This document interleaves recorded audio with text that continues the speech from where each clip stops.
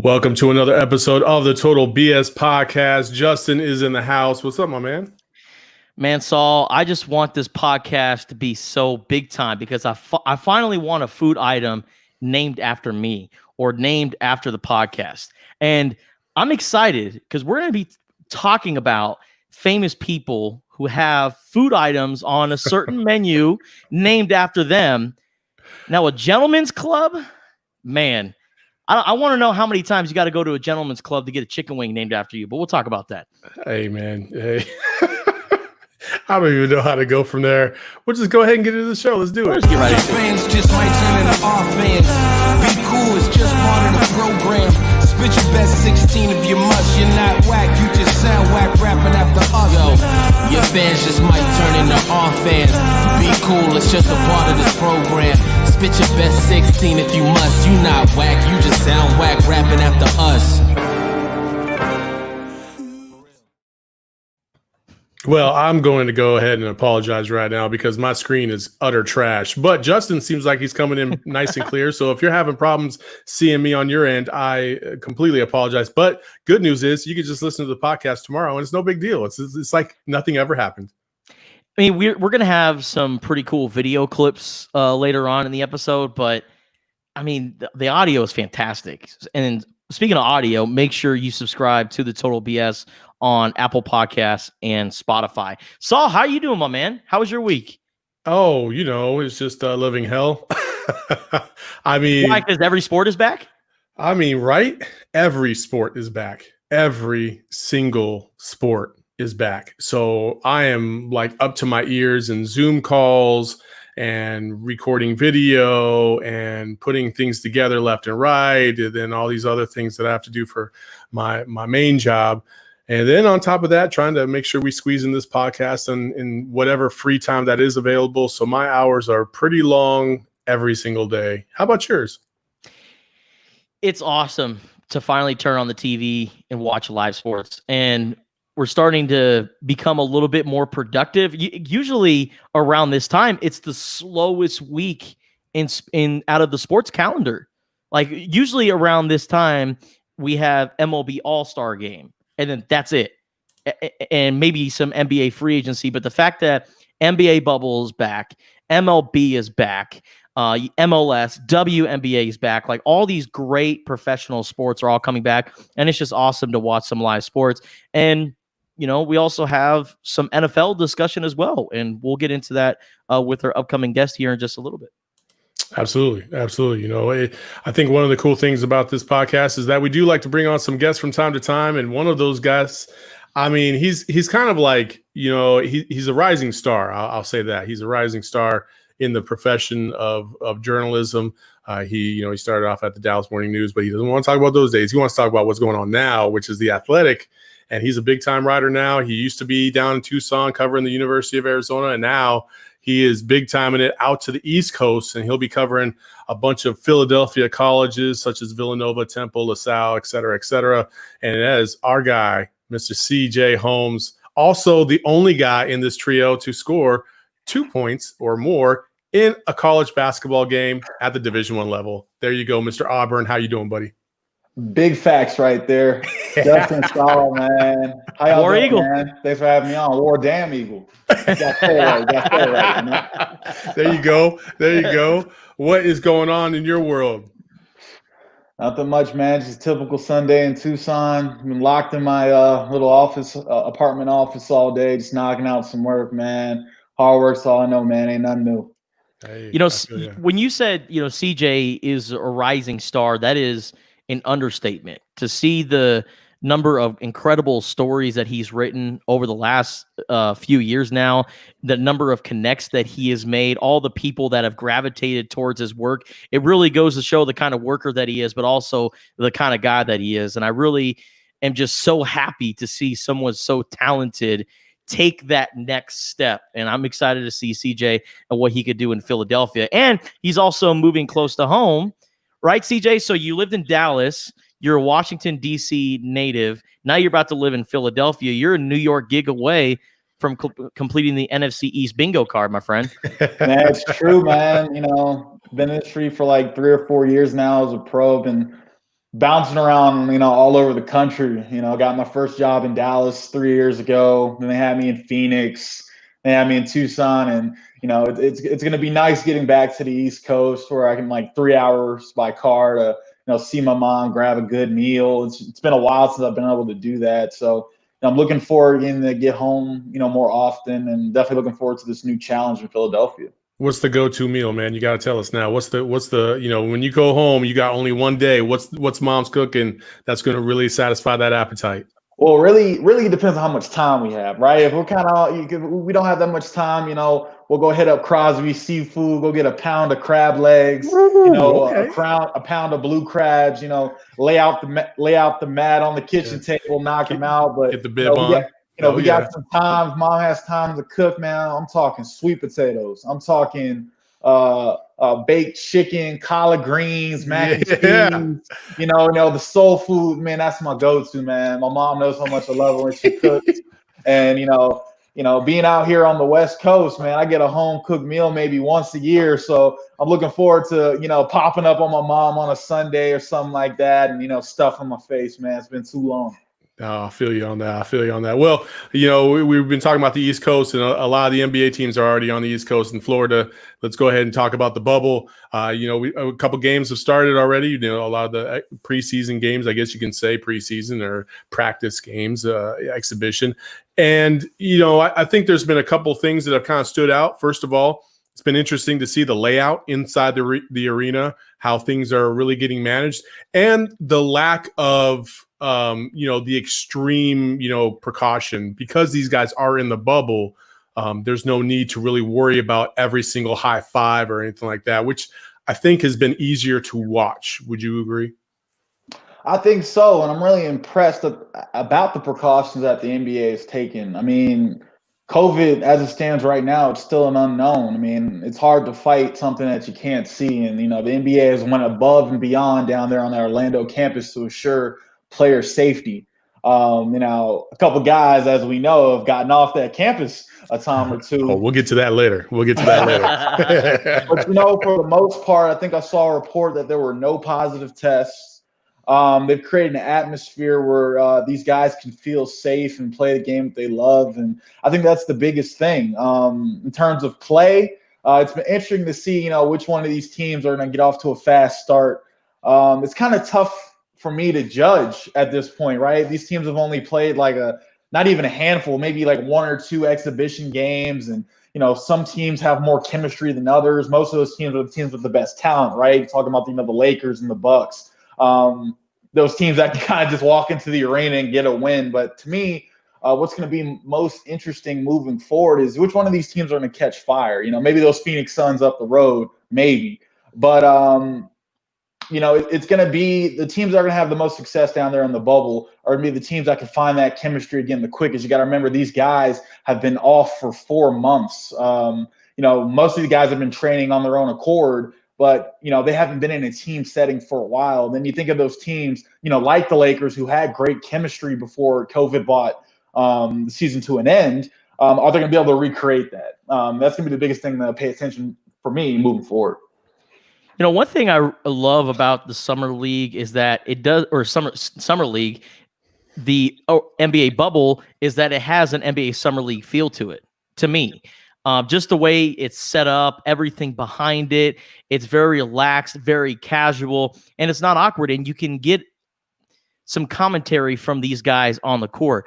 I was watching the Portland Trailblazers, and it was so awesome to hear Carmelo Anthony say, like, "Give me that F out of here," whenever he went up for a rebound. And it's also cool to see the exhibition games. But Melo does that like every rebound, every time, right? Every rebound. But because I've heard him multiple times do that. Oh, he does it every rebound. That's just his thing. But since there aren't 18, 20,000 fans in the arena, we're able to hear a little bit of that as well. And I also really love the experimental aspect of these exhibition games. I don't know if you guys had a chance to watch the Denver Nuggets the other day, but they rolled out a starting lineup that had Jeremy Grant at 2 and Nikola Jokic at point guard. Jokic at 1. That boy Bobo's looking awfully sharp now. Yeah, Bobo was going down the court hitting 3-pointers, and it's so awesome to see that, because I remember watching Bobo when he was a high schooler and how he was this center that everybody wanted, and then he was supposed to be this lottery one and done pick at Oregon. Then he breaks his foot, is out for the rest of the year, goes into the NBA draft, and is just left in the green room until the second round. And you just see the look on his face and how kind of disappointed he was that he fell. I mean, we knew the kind of talent that Bol was, but for the Denver Nuggets to get him in the middle of the second round, I thought was a steal at the time. And so far, just the quick glimpses that we've seen of the Denver Nuggets, he's looking like he's going to be a pretty important piece for them during the NBA bubble and beyond. So, health-wise, a lot of these players are getting back, and I love to see it. CJ, out of the little bits of the exhibitions that you've seen, I mentioned the tall ball that the Denver Nuggets play. What's something else that jumps out to you? I'm gonna be real, man. I haven't seen, that many exhibition games so far. I think earlier today I was watching Devin Booker and the Suns play. My biggest I don't blame you. They're scrimmages. The season actually hasn't started, honestly. Yeah, I mean, I haven't watched too many scrimmages, man. I'm gonna be completely honest with you. My biggest thing is, it's just, kind of like what you mentioned earlier when you started the show. It's so nice to take out your cell phone and see those final scores coming across your screen again. It's so nice to be sitting here on a Sunday afternoon and you don't got to watch Law and Order reruns over and over and over again. You know what I'm saying? Like, you can just, flip on a game and have it on in the background. And I'm just so thankful that we've been able to get back to sports in a safe way so far, and hopefully it stays that way, throughout the duration of the season. Once the season gets going, I'm gonna be locked in, but these are scrimmage games. We talking about scrimmages. You know what I'm saying? We talking not a game. We talking about scrimmages, man. So I'll be more locked in once we get back into the real regular season action. For sure. Yeah, a couple of impressions that I've had so far. First of all, DeAndre Ayton hitting threes, which I love. I've been waiting for him to do that this entire time. And then second of all, is it me or does Luka Doncic look a little chunky? Thick. He looks a little chunky to me. Like, he looked like, maybe he had a little bit too much baklava on the break or something like that. Like, hey, I don't know, man. Still got game though. That boy still got game. He still got game, but he's just today. I mean, I've met plenty of chubby guys that got a lot of game. You know what I mean? But still, I don't know. When I look at it, I'm like, whoa, what's going on here? Hey, let me ask you guys this. I was in an argument with my boy the other day. And, I was like, you know what? In 3 or 4 years, Luka Doncic has everything it takes to be the best player in the league.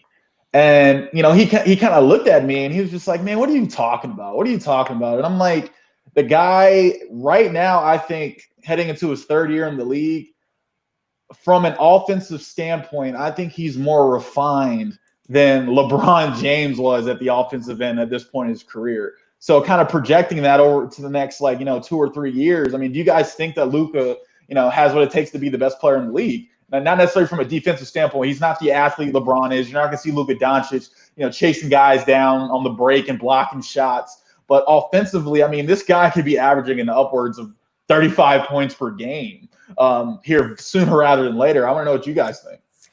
I mean, we're talking about James Harden all over again, aren't we? To a degree. Now, I think Luka has a better all-around game than James does, obviously. But I think, if we're just going to focus on the offensive end, that's not enough. Like, you have to be multifaceted. LeBron, he can play some defense. He can make an impact on that end. You have to be able to do that. Otherwise, when we're talking about greatest player or best player in the league, you'll never be in that discussion, because James Harden, to me, he scores at such an incredible rate, but there's always going to be that other guy like Giannis who you're going to be compared against. And when it comes down to brass tacks, if you can play defense and you can play offense and you're dominant at both ends, that guy's always going to beat the great offensive player, no matter how great he is. And that's just it. The defensive part is what worries me. Now, James Harden, prolific scorer, he's still an all-NBA player. Nobody's denying that, because he's the best scorer in the league. Oh, he's the best scorer, absolutely. And he could go down when it's all said and done as a top 5 scorer of all time maybe top 3, just because putting the ball in the hoop. I think that is what James Harden does. But going back to Luka and that comparison with LeBron, in year 2, I could still feel comfortable asking LeBron James, hey, guard anybody on the Detroit Pistons at that time. Find a way to guard Ben Wallace. Find a way to guard Tayshaun Prince. You put Luka Doncic in that situation, Burnt. I don't think you're asking him Crispy. to do similar defensive responsibilities. It ain't happening. It ain't happening. So, but Luka, man, I mean, his playmaking abilities, he could play point guard. He could play positions 1 through 3, maybe 1 through 4, but he's going to be. Right. No, you can't put him in the post. Like Saul said, it's barbecue chicken. Yo, but what's so great about Luka, and I'm gonna compare him to 2 Celtics, and it's because they both didn't have the greatest athletic ability, but they just knew how to play the game, especially offensively. One of them's Larry Bird, the other one is Paul Pierce. I think he is very similar to both of those guys, except Luka is a much better offensive player than Paul Pierce was. He's more similar to Larry just because of the fact that he's able to pass, he's able to shoot, he's able to rebound, he's able to start the fast break, and it's the intangibles, right? It's those small little things that people don't see or understand that you're like, damn, like how that's what separates the greatest players from the good players, is just that small little bit of awareness that that separates them, like knowing that the guy, like when the ball bounces off the rim and knowing that one of your teammates is trying to break back door and you just tapping the ball backwards straight to him because you knew it and you didn't even have to look at him. Like those small little things is what Luka can do that separates him from everybody else in that draft class, DeAndre Ayton included. So, but outside of that, in the bubble, the content that is coming out of the bubble is kind of, it goes all over the place, from Monty Williams from the Suns jumping into a pool fully clothed to JaVale McGee eating a burger and saying, man, this shit ain't vegan. The content has been great. Have you guys seen anything out there that you've just been like, oh, wow, this is really, really good? I mean, it's been crazy. Do you guys remember that what is it called? What's it called? Gridiron Heights on Bleacher Report. Oh yeah. All the like the different quarterbacks and stuff all living under the same roof. That's what I think the bubble is. I mean, you get all these guys that, after the game, after these guys play, the visiting teams get on a plane and go home. The home team, they all go their separate ways. But we have some of the best personalities in all of professional sports, all under the same bubble. I think that's hilarious. And we're really getting like a look into, you're seeing the videos on Instagram of these guys playing ping pong, or like you said, jumping in the pools, and you got guys sneaking off the campus. It's just so funny to see all these different personalities being forced to interact with each other. And, the result has been great content, right? For sure. Justin? I love it. It is so great. Like I said in the last podcast, you're starting to see personalities and guys just having fun. They're starting, like, there's a golf course on the campus and they could just go out and golf anytime they want to. They could play video games. Like it's like they're teenagers all over again. And I also love it too, because they're having fun with this and they're having a good time, but they're also serious, using their platform for Black Lives Matter, utilizing press conferences to say, arrest the police officers who killed Breonna Taylor. Just everything about it. It's the perfect blend of using your platform for all the right reasons. And it's also cool just to see NBA players just have fun. And I don't know if you guys have seen this, but JaVale McGee actually has a vlog on YouTube. I highly recommend people to go check it out. Like, he is documenting this whole thing. And I've been saying from the get-go, we need to have camera people in there so we can create a documentary out of all this. It seems like a documentary about everything under the sun is coming out within this past year, all thanks to the Last Dance phenomenon. Let's get a bubble documentary. I mean, JaVale McGee's already way ahead of it. I think we should get people in there. You want a double bubble? Is that what you want? They should like set up like little cameras like around the bubble. Yeah, like like a real world kind of situation. You know? and then have that run room, the confession room where they all like the have, one-on-ones. yeah, man, LeBron was tripping today, man. I don't even know what was his problem, man. I was wide open underneath, man. I don't know why he didn't pass me the ball with 3 seconds left to go, but whatever. And it's LeBron James, just like, I don't know why, but JR and Dion, they always smell like a skunk. Every single time they come back into the hotel room, they smell a little skunky. Oh man. Well, obviously, besides basketball getting started, Major League Baseball finally, and they actually had real games that count against the standings, starting last Thursday with the Washington Nationals and the New York Yankees, along with the Giants and the Dodgers. But I don't know if you guys have had any chances to take a look at some of these baseball games, but a couple of things that have stood out to me. Some of the umpires have taken it upon themselves to correct pitchers who have kind of crossed that threshold between safety and sanitary. It's habit, right? A lot of pitchers love to lick their fingers before they throw a pitch.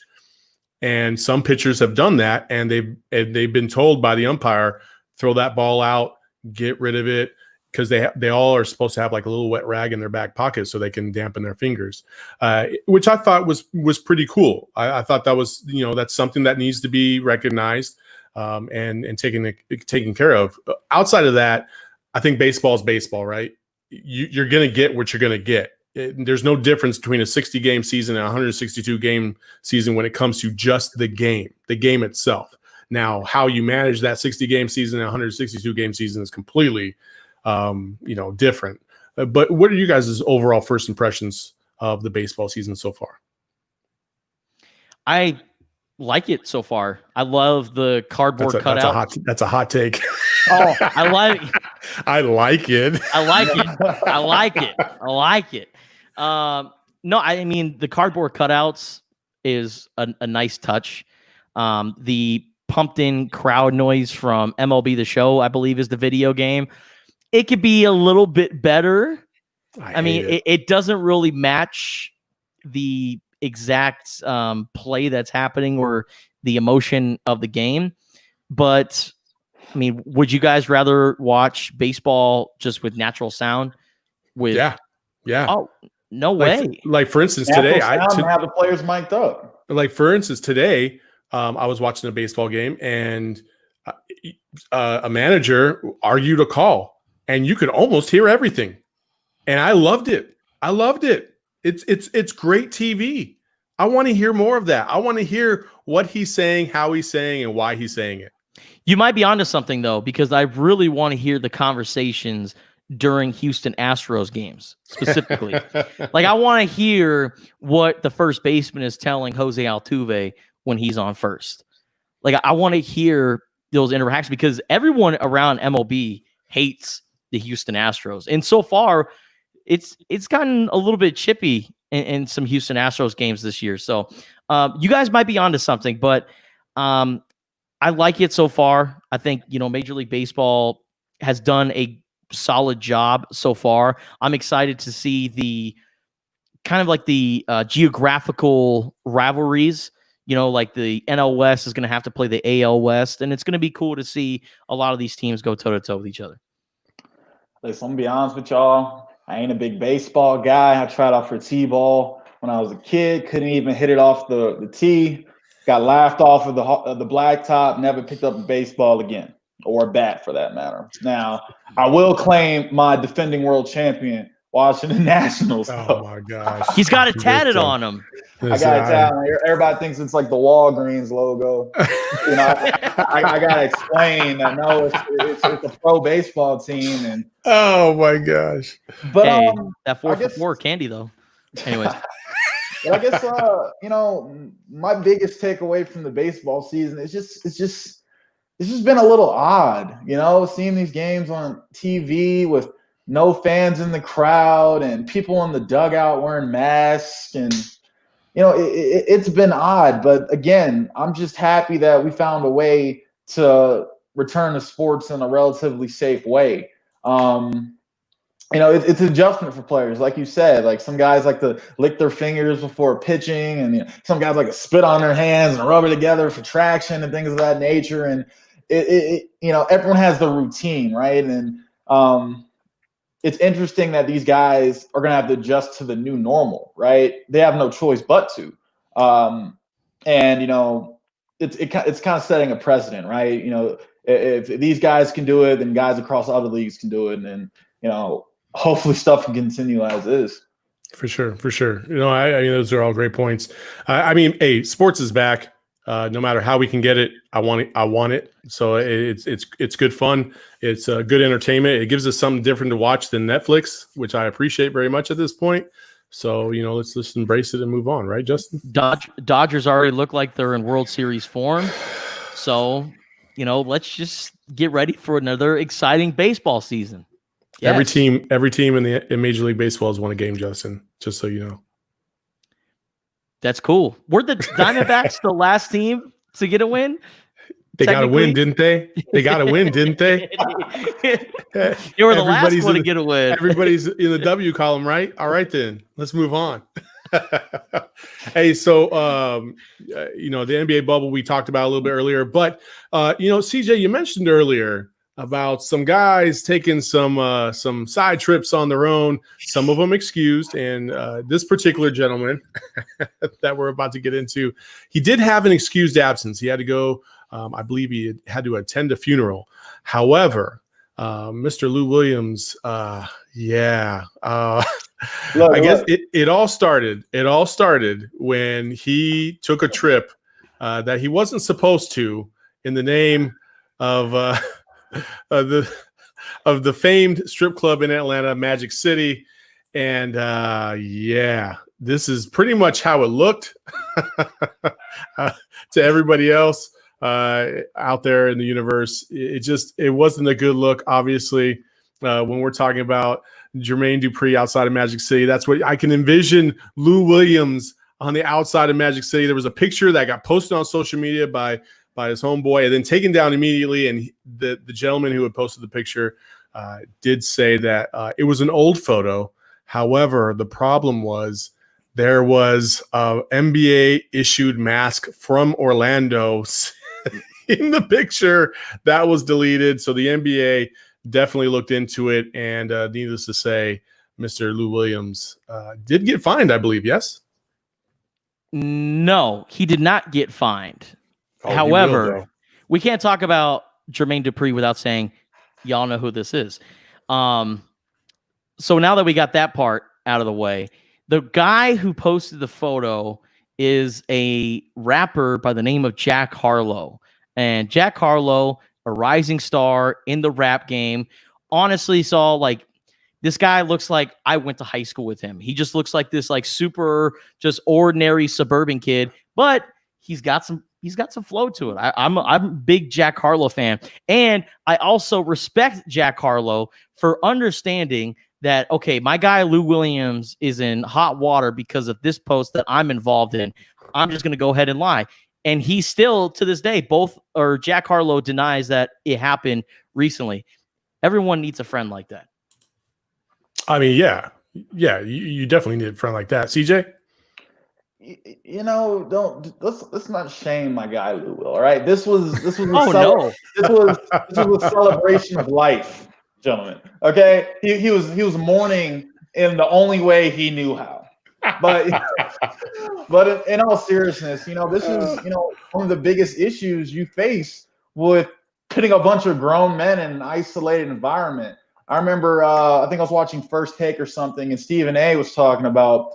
You got a bunch of men, a lot of single men, even though I don't know if Lou Will still got 2 wives or 2 girlfriends. I don't know what he got going on.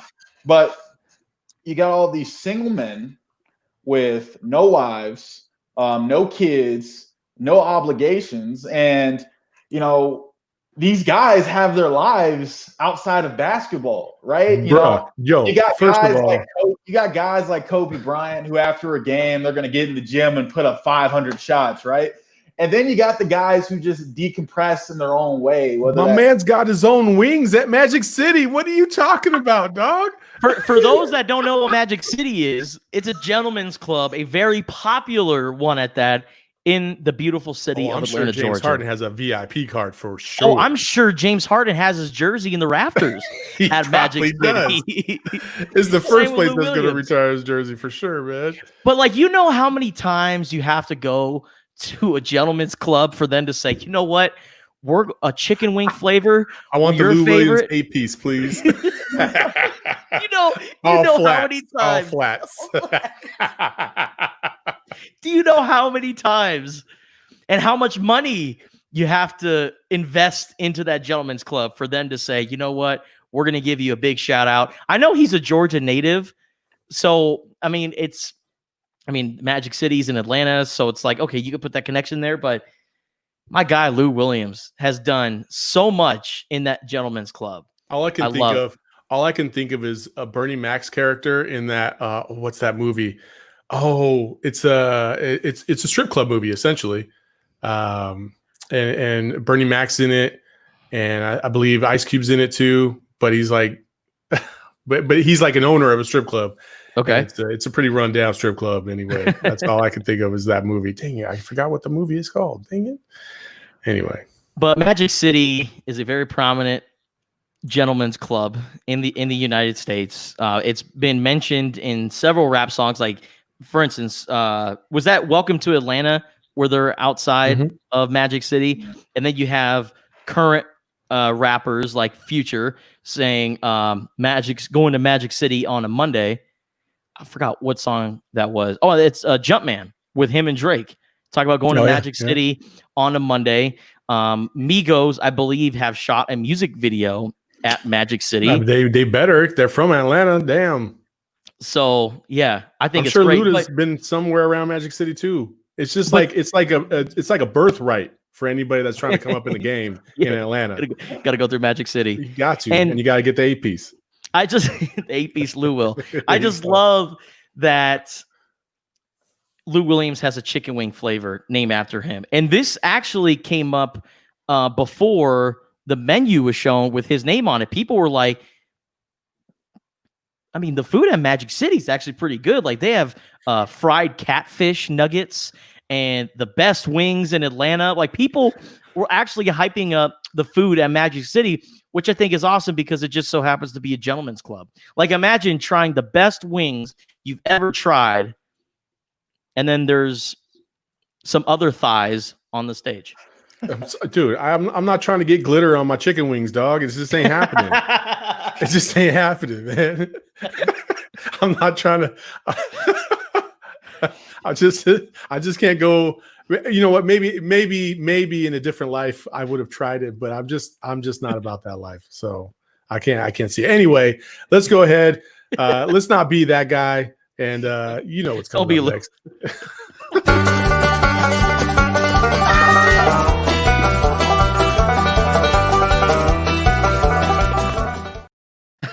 All right. Well, my first "Don't Be That Guy" is actually it comes courtesy of a female versus female boxing match, and needless to say, this did not end well.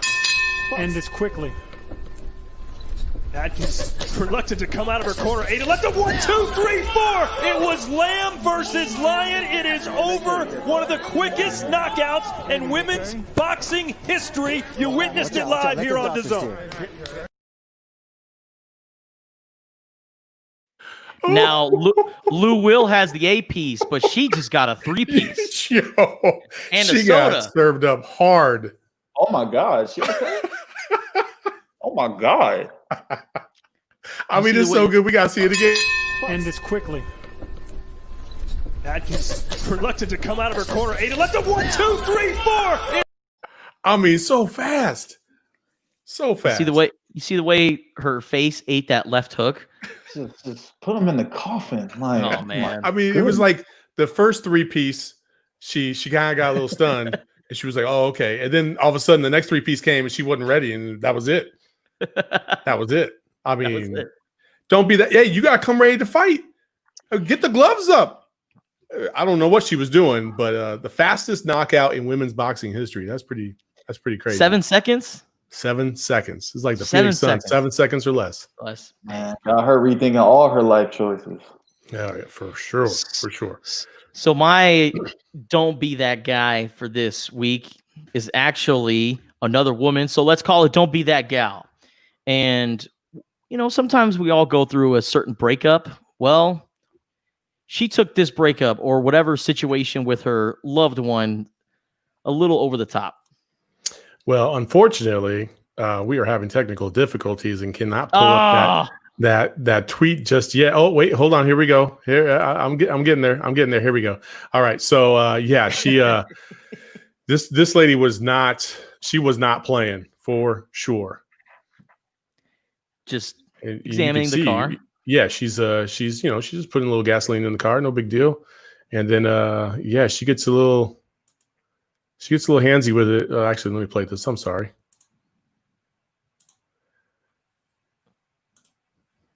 Yeah, she just casually putting some gasoline in the car. Oh yeah, I'm gonna like this match now too. Oh my God. And then she tried to crawl away.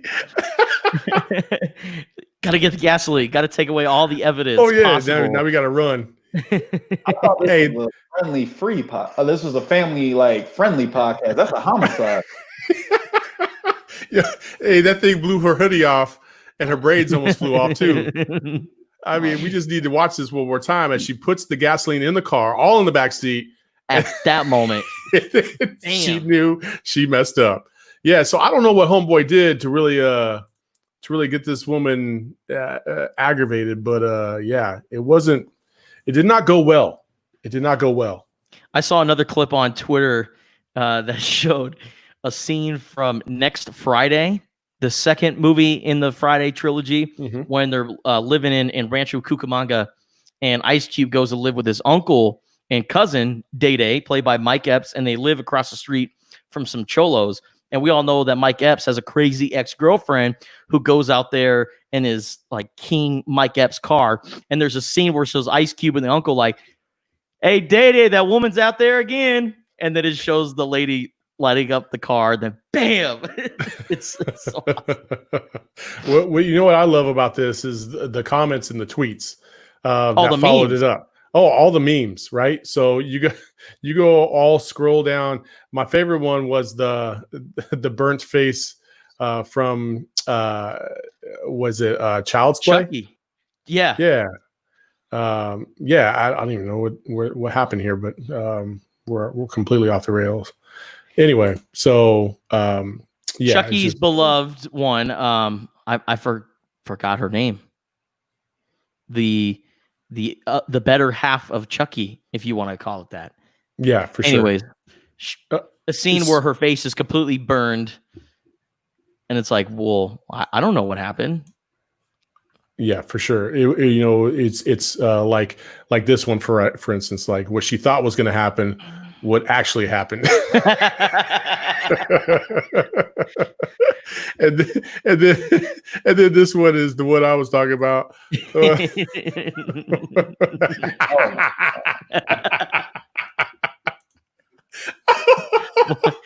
I mean, boy, what do you mean? Nobody touched your car. That's some good old family fun right there. I don't know what you guys are. So anyway, that's the end of Don't Be That Guy. Hey, we like to have a little bit of fun. As you can see, Mr. CJ Holmes, any comments on old girl getting a little testy? My biggest thing is I thought this was a family-friendly program. That was a homicide. All right. And against herself. I don't know, like maybe she kept the car on or what was going on. Maybe that was her man's car, and he was being shady, so she was trying to get some revenge or something. But I mean, like, when in doubt, just go to the gas station. For real. So obviously with Don't Be That Guy, we like to have a little bit of fun, but we also like to end these shows with a little bit of positivity into your life. And if you guys have had a bad week, we try to set you on your way with a little bit of love, a little bit of hope, a little bit of promise. And this one comes courtesy about a year ago. This happened at the Waste Management Open. A lady by the name of Amy Bockerstedt. She suffers from Down syndrome, and she got invited to join Gary Woodland on the 16th hole. Are you Amy? Yes. Give me a hug. I'm Gary. Nice to meet you. Nice to meet you too. I hear you're a good golfer. Yes. You are? You want to Yeah. come with a hole with us? Yes. Come on. Nice. Give me a 5. Nice.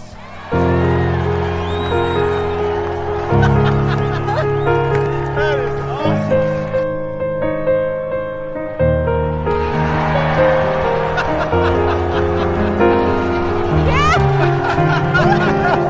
That is so awesome. You are so awesome. Thank you. Yeah.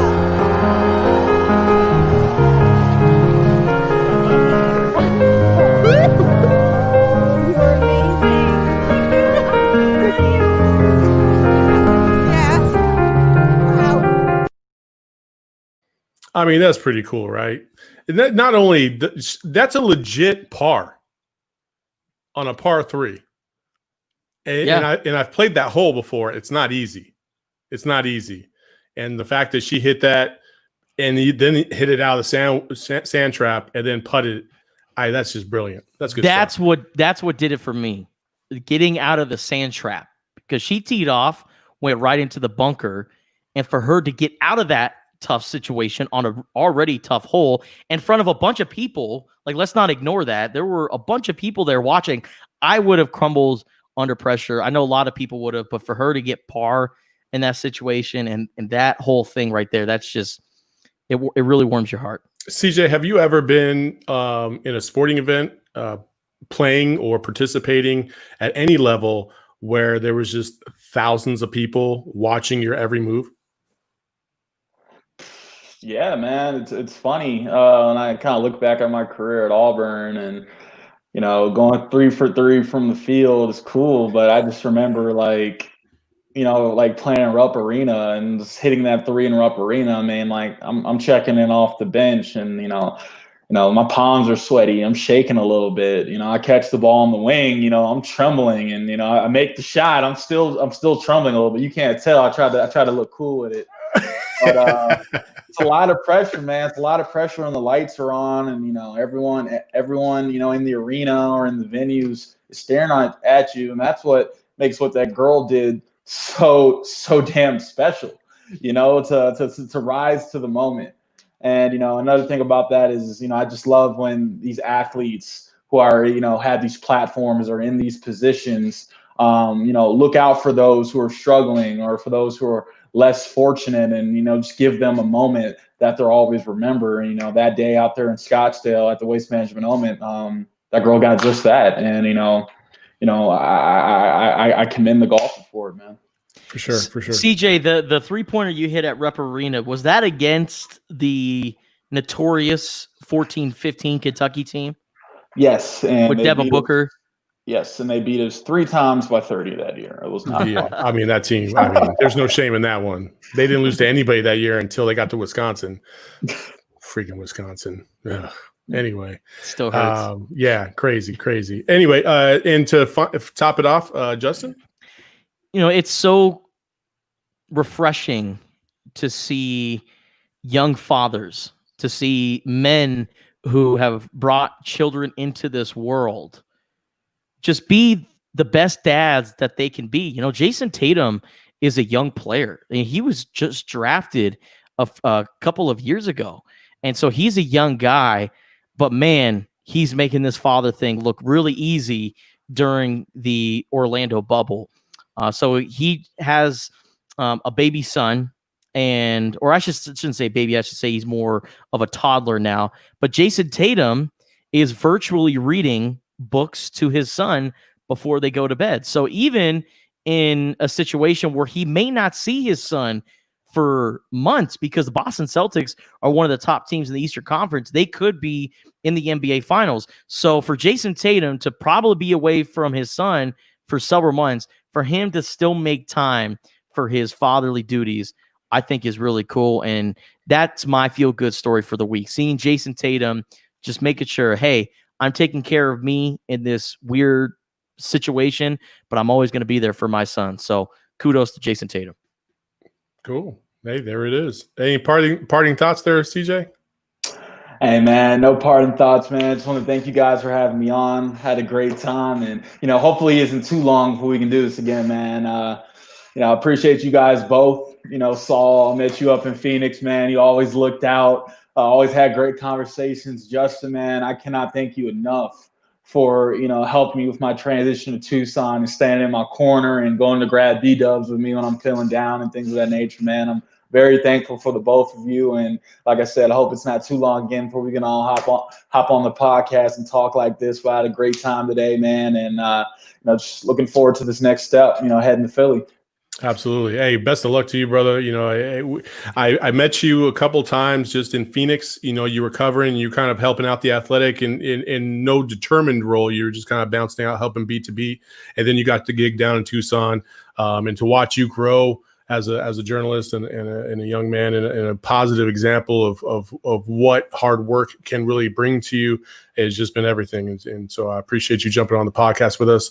Before we go, we need to make sure that we do say, just like everybody else in this movement with the Black Lives Matter movement, and it is a movement. I'm not talking about the organization. I'm talking about the movement itself and how there's been so much support for Black Lives Matter because Black lives do matter.